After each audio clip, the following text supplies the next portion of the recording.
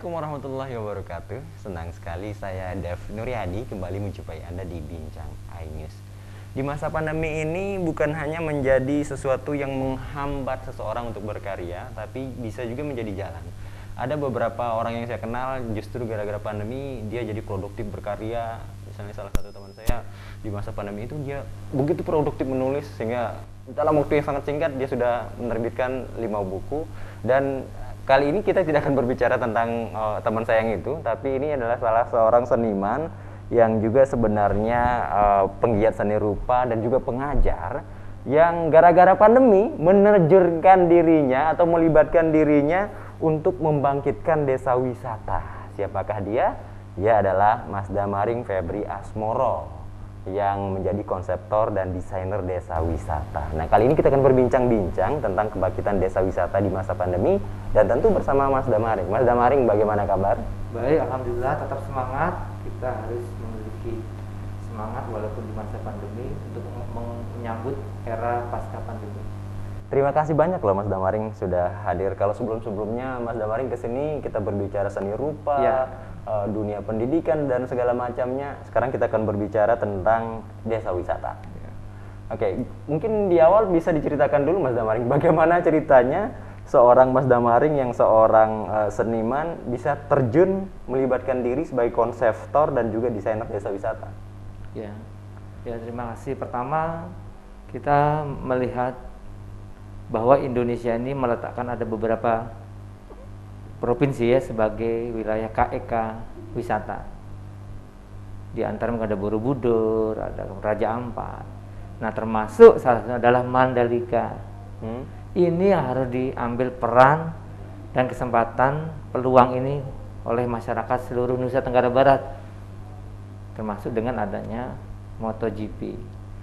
Dengan itulah saya berpikir bahwa kita harus memberikan sesuatu yang beda atau membuat tempat wisata baru untuk menampung tamu-tamu yang ada. Nah, kemudian saya mencoba mencari beberapa desa yang sesuai dengan referensi yang konsep saya buat. Akhirnya kita melakukan analisa dulu, analisa selama 1-6 bulan. Kemudian setelah memilih tempat dulu ya, cocok dengan konsep saya, baru kita mencari komunitas yang ada. Kita berbasis komunitas ini. Maka saya memutuskan untuk mencari Pok Darwis, kelompok sadar wisata yang dibentuk dari kemauan dan kesadaran masyarakatnya. Baru kita mencari bagian struktur desa, mulai dari RT, kadus, kaling sampai ke lurah atau kepala desa. Nah, setelah ketemu beberapa komponen yang saya butuhkan, baru kita mengadakan pertemuan. Dan alhamdulillah setelah kita jelaskan, awalnya mereka semua menganggap ini adalah kerjaannya impossible gitu. Karena kita tidak pakai uang ini. Menggunakan kekuatan, swadaya dan swadana. Tapi ternyata berjalan waktu berhasil dan kita bisa buktikan bisa membangkitkan ekonomi masyarakat. Oke. Ini belum terjawab loh tadi Mas Damaring. Apa yang satu momen yang mungkin membuat Mas Damaring langsung kepikiran harus terlibat nih di situ gitu. Kalau momen terlibat atau saya punya pemikiran terhadap keterlibatan aspek seni rupa ya, bahwa memang dibutuhkan bentuk-bentuk dan unsur kesenirupaan di dalam suatu desa wisata, sehingga dia bisa mengangkat kearifan lokal atau keasliannya diwujudkan dengan unsur-unsur seni rupa tersebut. Jadi kita tidak menjadi daerah yang copy paste, menjadi wisata yang latah. Bagaimana kita melihat di daerah lain bagus, kita bawa ke daerah kita dan kita bangun persis seperti yang kita lihat di luar. Sebenarnya itu.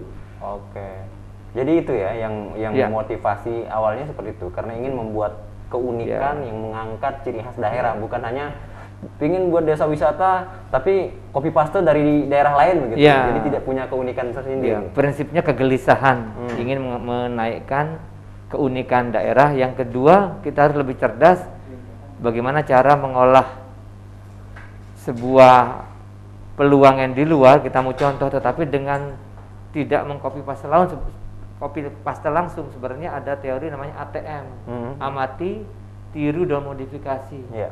Itu boleh gitu, tapi tidak langsung di copy paste. Jadinya kita tidak punya identitas begitu. Iya, iya.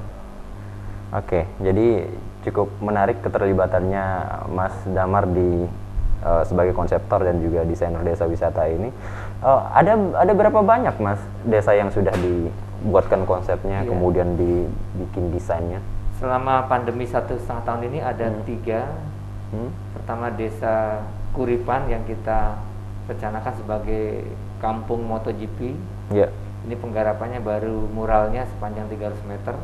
Desainnya pun sudah kita serahkan ke pihak Pemda dan desa. Desain di sana ada taman MotoGP, ada kemudian beberapa spot-spot selfie tentang MotoGP. Bahkan di sana ada namanya nanti tempat nonton bareng. Yang kedua ada di Kelurahan Babakan ya, ada di ruang terbuka hijau punya Kota Mataram yang kebetulan dia belum digunakan, itu 1,4 hektar. Saya ke sana cukup lama untuk menganalisa, itu kita jadikan dia wisata ruang terbuka hijau hutan Kota Mataram, kita sebut namanya Gyeongsiu. Jadi Gyeongsiu itu kita sebut adalah wisata 1000 ayunan. 1000 ayunan itu aspeknya bukan hanya ayunan 1000, tetapi dia karena kita harapkan menjadi paru-paru kota, banyak angin yang bergoyang, dia namanya 1000. Yang terakhir, baik, sebelum menyebutin yang terakhir, biar nanti lebih jelas menyampaikan detailnya, kita harus break dulu. Tetaplah bersama kami di Bincang Anyes.